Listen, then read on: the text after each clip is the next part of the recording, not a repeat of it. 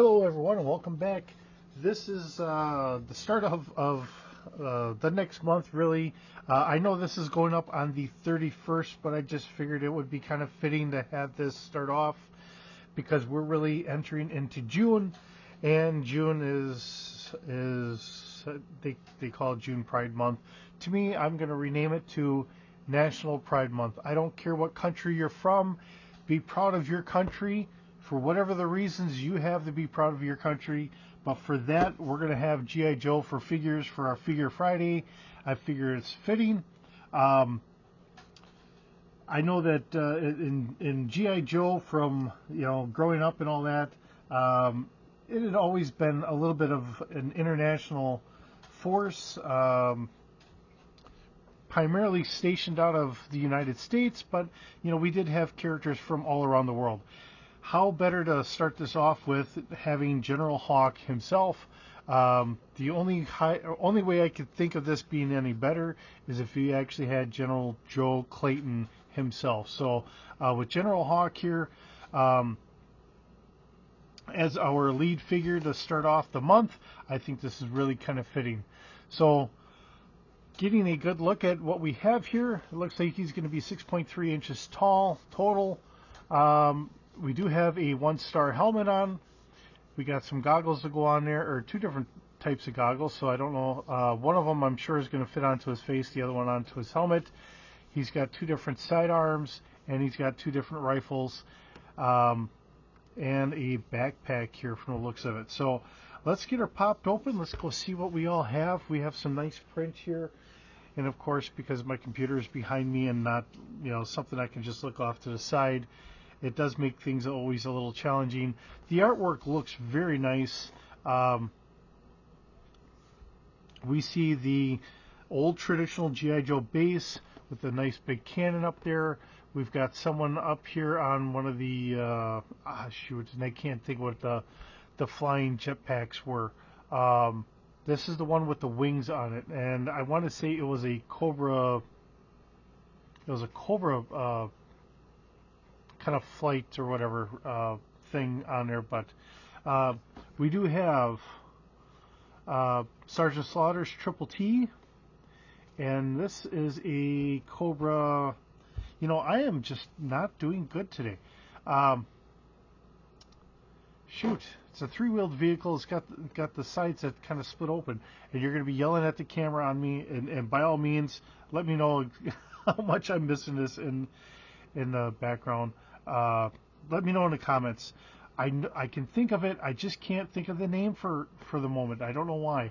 But this came out later on, and we're going to start hitting some of the vehicles when we hit the month. Once we get June, I've got a take on the vehicles. We're going to kind of go through that as well. So let's get her opened up. Let's go see the General himself. Let's get him out of here, and then we'll see how we are. And of course, my ever so infamous Swiss Army knife to try and pop her open. I used to, oops, now I'm ripping the box a little bit. Used to keep that on my keychain, but unfortunately I ran into issues and I can't keep it on my keychain anymore.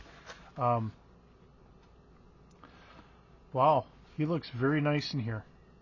He really, really does. Let's go get him popped open here, kind of get some of these bands popped. Here's one. Oops.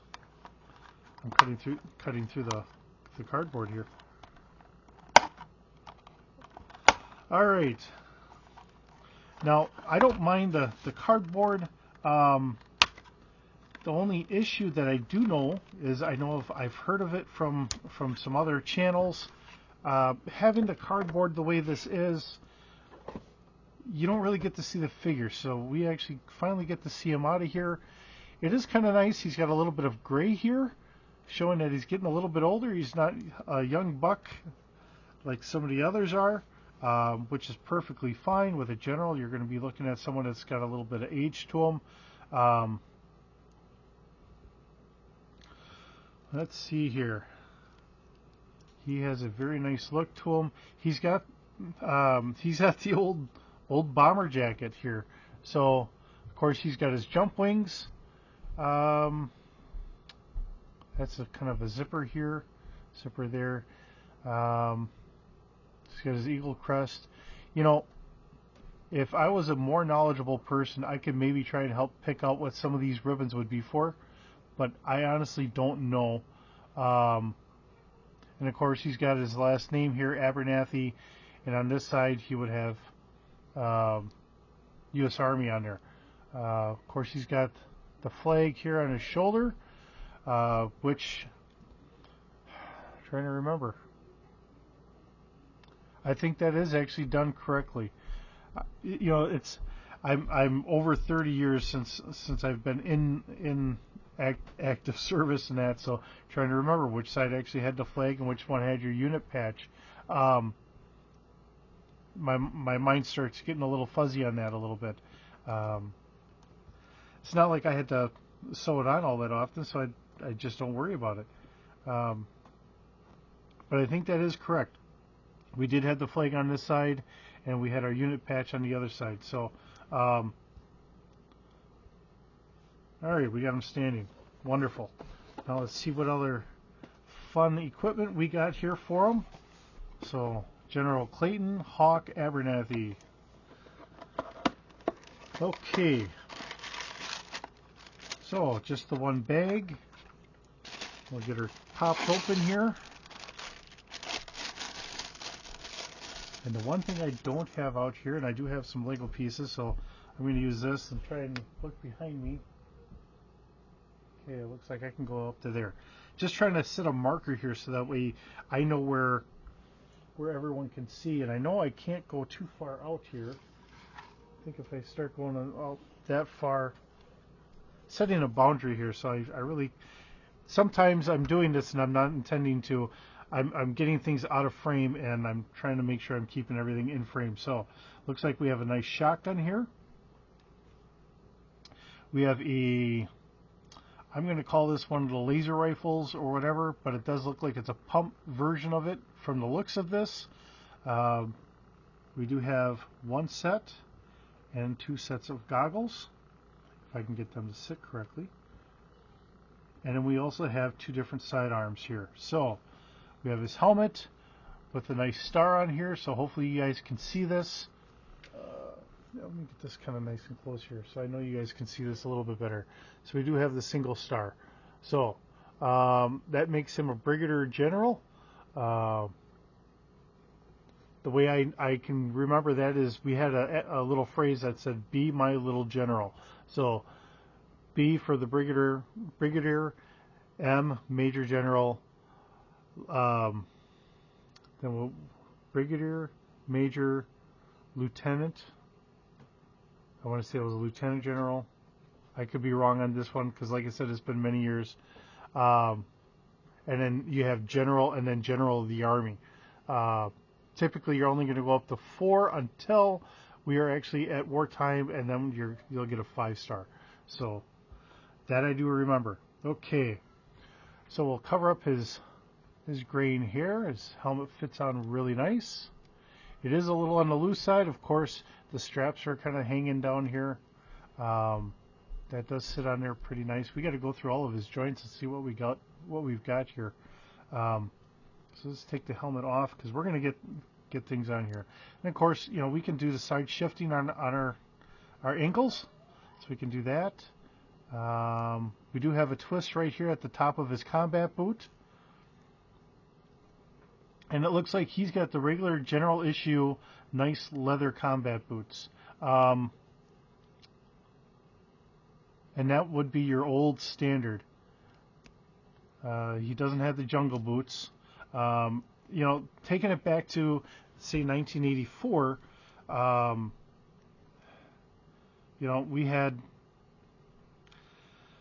the jungle boots had come out during Vietnam. I do remember that, and the reason why they were the jungle boots is because we had the holes on there, and we had a little bit more cloth, so hopefully they could dry out, unlike the leather boots. Now he's got the full leather boots going on here, and of course his BDU pants are bloused in here, which is their standard. He does look like he's got the double knee. Yes, he does. So that means that he can fully stretch his knee out. He can kind of grab it there. That works out pretty good. He's got his knee pads on there. The leg moves up here. We do have another joint right here, just underneath the groin area, so we can rotate that a little bit more. So if you have to kind of rotate them to get onto a certain motorcycle or something else, you can do that. Of course, we have two different belts, so we have one for one sidearm. So this is going to be this looks to me like it is an old ported 45. So we have an extra barrel length that's kind of ported and all that. So that's what it looks like we have here. And then the other one looks like it is a more modern 9mm with, of course, an extended magazine on there. I don't know, because going back to like 1984 and that, most of our guns were really a single stack, so we didn't have the kind of a dual stack like what we have today with our Glocks and all that. So I don't know what this would, if you want to see it, would be a M&P or something like that. I mean, that's all for interpretation. It does sit real nicely in his side holster, chest holster, and his hip holster here. So we have those. Now, because he doesn't have a bandolier here, I mean, he's got his holster up here, so we do have a torso twist, but having the double belt system here, I think that's kind of limiting that a little bit. It's just underneath here, so the belts are just kind of, it feels like it's binding up a little bit. So as far as being able to torso twist them a little bit, to have them kind of lean back and like he's trying to say, hey, come on guys, or whatever, I think that's going to be a little bit more challenging. If I can get his feet straight so I can have him stand. All right, and of course I can see right here we do have the ability a little bit. He's got his jacket here, and I think his jacket might be limiting things. He's got the extra ability for the joints, so he should be able to do like crunches or whatever else. You can have him go up and down, but his jacket's really getting in the way of doing that. So that's not something we're really going to be able to do all that much.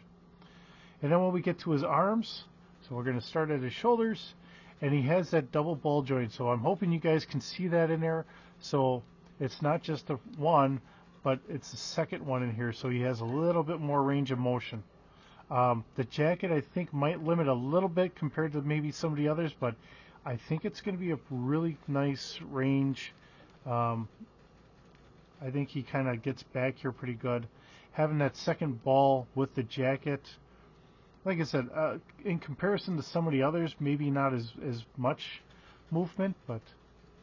And of course, right underneath this ball joint here for his shoulder, we have a swivel, so we can kind of move that around a little bit. Okay, then we have the double elbow, as I'm trying to do that. And I don't want to put too much pressure here. That's something that I want to kind of point out. If I'm doing a double elbow, I'm trying to hold it underneath that swivel, because I don't want to pop that off, especially when he's brand new. I think you have a better chance that everything wants to be so tight on there, and it is a very nice tight joint. Look, maybe like he's holding binoculars or something. Almost like to get it so he could look like he's about to salute. Unfortunately, he doesn't have the right hand movement there. We got him with the old classic, I'll say the Kung Fu grip is what they used to call it. Looks really nice though. It looks a little off when his arms are straight out, because we can see the joint here, but that's really kind of needed. I don't think it's going to be a real big issue, at least not for me. And of course, then he has a swivel there for his wrist, and actually, he doesn't have this action too much. That's kind of just a swivel. So I know on some of the other guys, we actually have that where you can kind of go down or back or whatever with the wrist. We have an extra joint there, but he doesn't really have that. So kind of limited a little bit on that. Let me get this down here because I think that should sit there. And of course we have all that on this on the other side here, and his head, his neck. Actually, his neck is pretty solid in there. It doesn't really seem to want to move. His head's moving, but that neck joint really doesn't want to seem to move all that much. So a little bit off to the side. I don't know if you guys can see that or not, but it moves a little bit off to the side, but not much. I think the jacket and the shirt and everything else are really limiting as to what he can do. Very nice looking figure though. Okay, so we'll get him down. Now I said we were going to do this because we always saw him with the goggles on top of his helmet.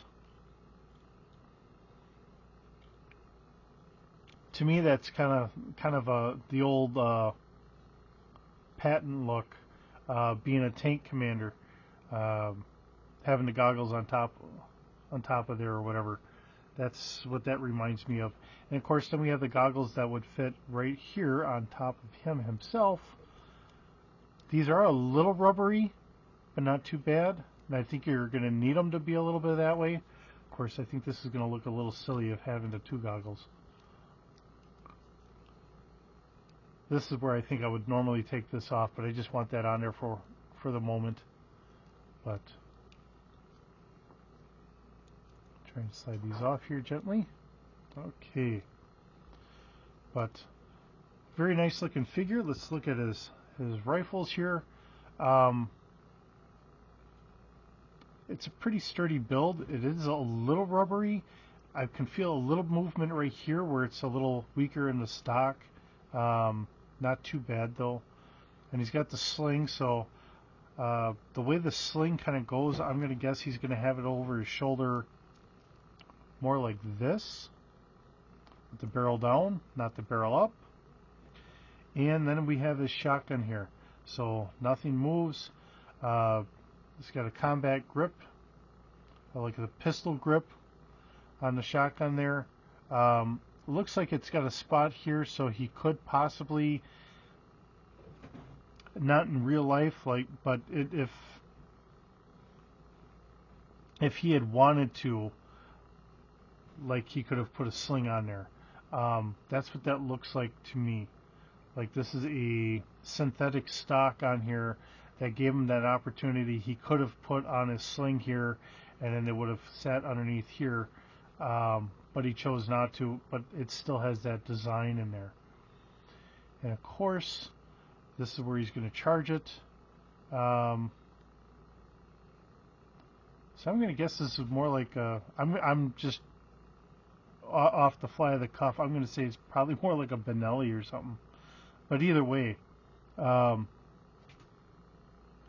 yeah, actually this is going to be whoever, whatever, whether it's Benelli or anybody else. This is a semi-automatic shotgun. This isn't a pump shotgun, because I'm looking at it here. So you got a full tube. This doesn't look like what we had there, like you're going to rack it back and forth. You're going to pull that bolt back, and you're going to be locked and loaded. You'd probably still load it underneath, pull it back, all set it to rock and roll, and then you're all good. So then we'll give that to him here.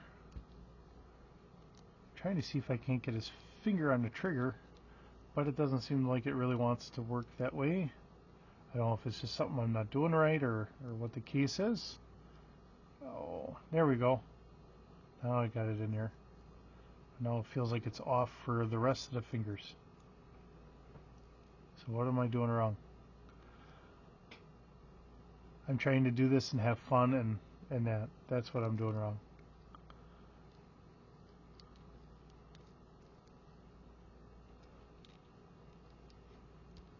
Of course, barrel up, so he's all right. We'll get him his helmet. So there we are. We have General Hawk. The only thing we don't have on there is his goggles, because he's got his helmet on. But yeah, very nice looking figure. having the kind of the gray and green design here works pretty good. I've really been kind of happy having the Tiger Force. I think he would still fit in very well, whether it's Tiger Force or anything else. Most of the figures I've been trying to pick up are the Tiger Force and the Python Patrol, and kind of going from there. Although I do have some other non-Tiger Force and Python Patrol figures, but I wish I could say I'm going to get some of the vehicles that are out there, but unfortunately I think the price ranges are going to be a little bit outside of my price range. I do have a slight thought. I don't know if I'm going to get to it. Just trying to get the videos I do get up, and then trying to get some of the other stuff done. I do have that one little Jeep that I did, that little Doom buggy. There's a part of me that would still like to try and see if I can't recreate that to fit these guys, but I don't know if I'm going to get to that or not. That might have to be shelved for now and just wait till later, but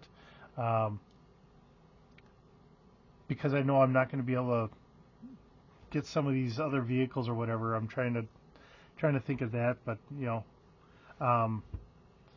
usually with stuff like that, I just leave that for more the Lego size figures. But he does look very nice. I'm going to try and bring this down so hopefully you guys can see him a little bit better standing here. Oh.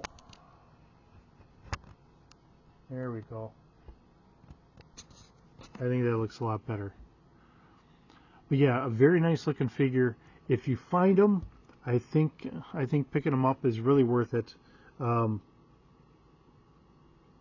don't think any Joe Force would be complete without having General Hawk. So, very cool figure. Glad to have it. Glad to have him join our company of heroes. So, thanks for visiting. We'll see you in the next video.